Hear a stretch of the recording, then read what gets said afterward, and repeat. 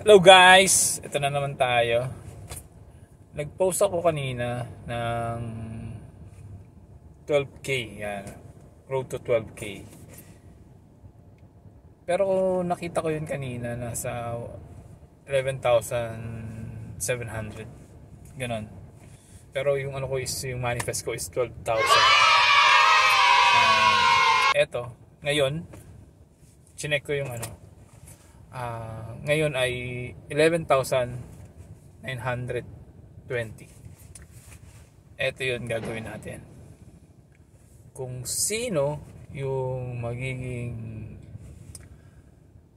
12,000 mismo sa screenshot ko, magkakaroon siya ng blessing. Tingnan natin yan. Kaya ipopost ko siya dito sa video ito kung sino yon, at i-comment niya lang yung kung ano yung sinabi ko. Ganun lang yan. At i-message ko rin siya personal.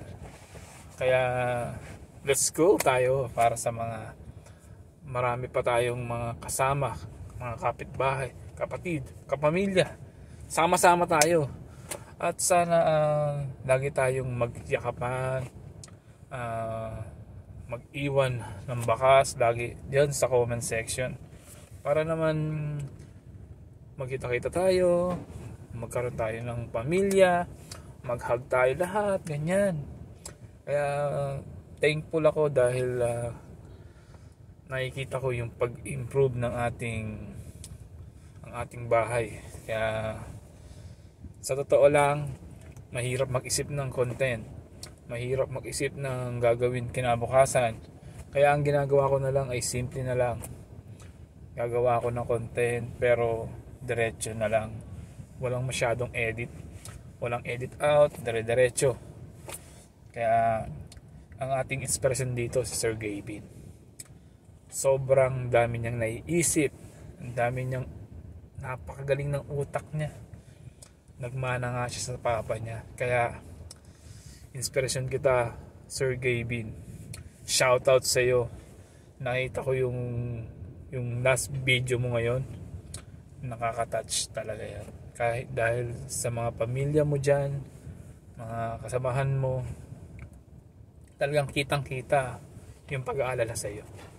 Kaya good luck sa iyo, at huwag yung gagayahin yun. Napakahirap nun. Masakit sa dibdib yun. Kahit ako, naramdaman ko yung sakit nung nakita ko yung magulang niya. Sa totoo lang, wala na akong magulang. Kaya ramdam ko kung ano yung pakiramdam na mawalan ng magulang. Katulad ni Sir Gavin, si Mama Beth, nung naramdaman niya talaga yung kirot ng puso niya, yung dibdib niya, na ang sakit-sakit talaga nun. Kaya sa totoo lang, mahirap yung ganun. Kaya huwag natin gayahin, mga content creator dyan, huwag po natin gayahin yun.